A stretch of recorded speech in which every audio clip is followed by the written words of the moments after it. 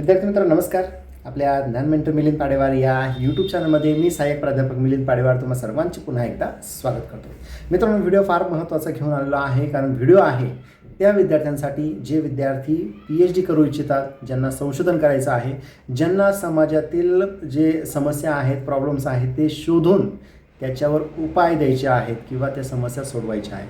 तर मित्रांनो, ह्या वर्षीची ॲडव्हर्टाईज कुठलीही अजून पब्लिश झालेली नाही. एप्रिल महिना आलेला आहे. मग महाराष्ट्रातील जे विद्यापीठं आहेत त्या विद्यापीठं पेट परीक्षेचं आयोजन करणार आहे का, PhD घेण्यासाठी PhDचे ॲडमिशन करणार आहे का, असे अनेक संभ्रम जे आहेत, प्रश्न जे आहेत ते विद्यार्थ्यांच्या मनामध्ये आहेत. तर मित्रांनो, 2024-25 पासून पेट परीक्षेचं आयोजन केलं जाणार नाही. आता नेटच्या माध्यमातूनच PhDसाठी ॲडमिशन होणार आहे, असा संभ्रम विद्यार्थ्यांच्या मनामध्ये आहे. याच्या मागं कारण असं आहे की UGCने एक परिपत्रक काढलं होतं आणि त्या परिपत्रकामध्ये त्यांनी म्हटलं होतं की आता PhDचे ॲडमिशन जे आहे ते NTA नेटच्या माध्यमातून देखील होणार आहे.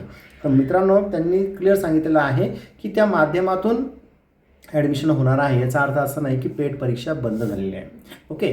त्याच्यानंतर 2024-25मध्येच सावित्रीबाई फुले पुणे विद्यापीठ असेल, स्वामी रामानंद तीर्थ मराठवाडा विद्यापीठ नांदेड असेल, किंवा वामू विद्यापीठ असेल, किंवा सोलापूर विद्यापीठ असेल, तर अशा सगळ्या विद्यापीठांनी काय केलं, UGCला पत्र लिहिलं आणि त्यांनी विशेष परवानगी जी आहे ती मागित होती. याचं कारण असं आहे की NTA नेट ही काही विषयामध्येच नेट परीक्षेचं आयोजन करते. या मात्र वेगवेगळ्या विद्यापीठामध्ये वेगवेगळे विषय असतात. मग त्या विषयासाठी आम्हाला पेट परीक्षा घेणं गरजेचं आहे, असं विद्यापीठाने पत्र लिहिलं आणि त्या माध्यमातूनच ज्या ॲडव्हर्टाईज याच्या आधी येऊन गेल्या त्या आलेल्या आहेत. तरीही विद्यार्थ्यांच्या मनामध्ये संभ्रमच आहे. याच्यावर मी अनेक व्हिडिओच्या माध्यमातून देखील सांगितलेलं आहे की कुठलीही पेट परीक्षा जी आहे ती बंद झालेली नाही. जशा वॅकन्सी क्रिएट होतील त्या पद्धतीने ॲडव्हर्टाईज जी आहे ती येणार आहे. आता सावित्रीबाई फुले पुणे विद्यापीठ देखील ॲडव्हर्टाईज पब्लिश करणार आहे, कारण त्यांची 2024-25ची प्रोसेस जी आहे ती तिसरा राऊंड त्यांनी घेतला आणि आता तो कंप्लीट झालेला आहे. आता नवीन ॲडव्हर्टाईज जी आहे 2025-26ची किंवा 2026ची तर ही येणार आहे. त्याच्यानंतर पुण्यश्लोक अहिल्याबाई होळकर सोलापूर विद्यापीठाची ॲडव्हर्टाईज येणार आहे. आणि आत्ता करंटली एक नोटिफिकेशन पडलेलं आहे की राष्ट्रसंत तुकडोजी महाराज नागपूर विद्यापीठाची ॲडव्हर्टाईज ही आलेली आहेत आणि त्या पद्धतीने तुम्हाला ॲप्लिकेशन करायचे आहे.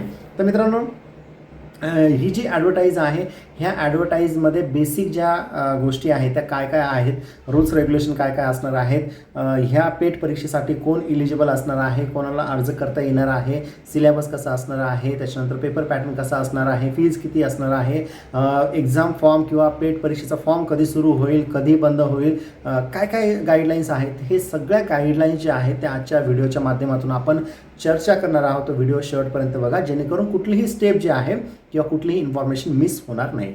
तर मित्रांनो, त्यांनी जे सर्क्युलर दिलेलं आहे किंवा परिपत्रक दिलेलं आहे त्याच्यामध्ये त्यांनी म्हटलेलं आहे की डायरेक्शन नंबर 7/2026 म्हणजे 2026चं जे परिपत्रक आलेलं आहे, ज्या डायरेक्शन्स किंवा ज्या गाईडलाईन्स दिलेल्या आहेत त्या आपल्याला बघायच्या आहेत. त्याच्यामध्ये त्यांनी minimum standards of procedure for awarded PhD degree, तर याच्यासाठी त्यांनी गाईडलाईन्स दिलेल्या आहेत.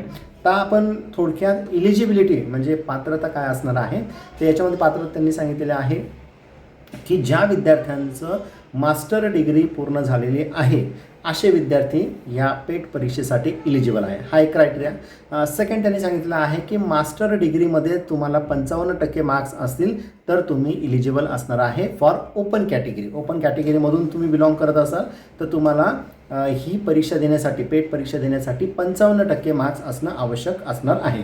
त्याच्यानंतर जर तुम्ही रिझर्व कॅटेगरीमधून बिलॉंग करत असाल तर तुम्हाला 5%चं रिलॅक्सेशन म्हणजे 50% गुण तुम्हाला मास्टर डिग्रीमध्ये असणं आवश्यक आहे, तर तुम्ही ही पेट परीक्षा देऊ शकणार आहात. ओके. आता पेट परीक्षेचं आयोजन कुठं केलं जाणार आहे तर पेट परीक्षाचं आयोजन विद्यापीठ जिथे सांगेल त्या सेंटरवर जाऊन तुम्हाला पेट परीक्षा द्यायची आहे. ओके. आणि ती ऑनलाईन पद्धतीने होणार आहे, म्हणजे CBT किंवा त्याला कम्प्युटर बेस्ड एक्झाम जे आपण म्हणतो, तर ती अशी CBT एक्झाम होणार आहे. त्याच्यानंतर काही लोकांसाठी ऑफलाईन देखील परीक्षेचं आयोजन केलं जाईल. मग ते ऑफलाईन परीक्षा कोणासाठी तर जर सिनियर सिटीजन असतील किंवा हँडिकॅप विद्यार्थी असतील आणि अशा विद्यार्थ्यांनी रिक्वेस्ट जर विद्यापीठाला केली असेल तर मात्र ऑफलाईन परीक्षेचं आयोजनसुद्धा काही लोकांसाठी केलं जाणार आहे. ओके, आता आपण जे टाईमटेबल विद्यापीठाने पब्लिश केलेलं आहे त्यांच्या सर्क्युलरमध्ये ते थोडक्यात बघण्याचा प्रयत्न करूया. तर बघा, ॲप्लिकेशन स्टार्ट होणार आहे 10 एप्रिल 2026 रोजी. शेवटची तारीख आहे 23 एप्रिल 2026. त्याच्यानंतर सबमिशन ऑफ हार्ड कॉपी तर 27 एप्रिल 2026.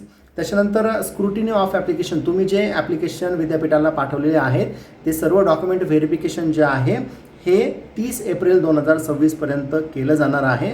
आणि ॲडमिट कार्ड तुमच्या लॉग इनमध्ये डिस्प्ले व्हायला सुरुवात होईल 3 मे 2026. आणि फायनली ऑनलाईन पद्धतीने पेट परीक्षा कधी असणार आहे तर 9 मे 2026 या दिवशी पेट परीक्षेचं आयोजन केलं जाणार आहे. मित्रांनो, आता टाईम टेबलमध्ये हे दिलेलं आहे, मात्र याच्यामध्ये थोडासा फरक पडू शकतो. ओके, तेवढी प्रॉबिलिटी आपल्याला थोडीशी लक्षात घ्यावा लागेल की जर डेट एक्सटेंड झाली फॉर्म भरण्याची तर मात्र पेट परीक्षा थोडीशी पुढे जाऊ शकते.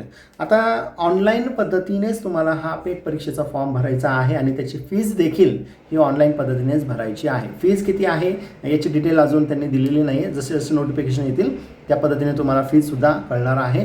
ऑनलाईन पद्धतीनेच ती फी भरायची आहे. आणि फॉर्म भरल्यानंतर त्याची डॉक्युमेंट जे आहे त्यांनी सांगितल्याप्रमाणे ते सर्व डॉक्युमेंट्स तुम्हाला PhD सेलकडे पाठवायचे आहेत. तुम्ही बाय पोस्ट करा किंवा त्या ठिकाणी प्रत्यक्ष जाऊन जमा केले तरीही चालणार आहे. आता परीक्षेमधून सूट कोणाला असणार आहे तेही आपण थोडक्यात बघण्याचा प्रयत्न करूयात.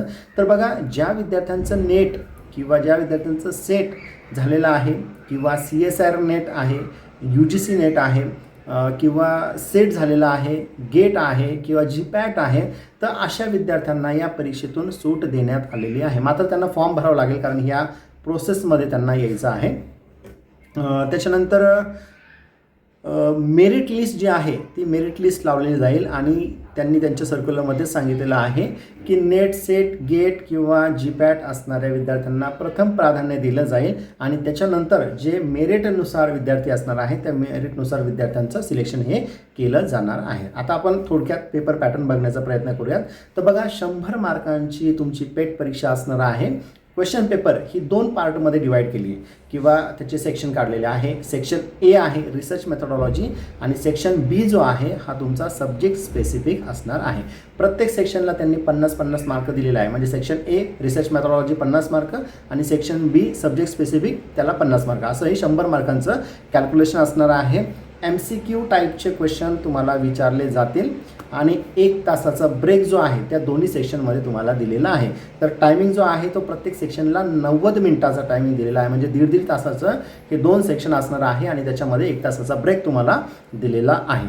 त्याच्यानंतर क्वेश्चन पेपर जी आहे ही 3ही भाषेमध्ये तुम्हाला दिसणार आहे, मराठी, हिंदी, इंग्रजी. तुम्हाला फॉर्म भरताना जर त्याच्यात ऑप्शन आलं तर ते व्यवस्थित तुम्हाला सिलेक्ट करायचं आहे. अदरवाईज क्वेश्चन पेपरमध्ये तुम्हाला ते हायलाईट होईल, त्यावेळेस तुम्ही व्यवस्थित हे करायचं आहे.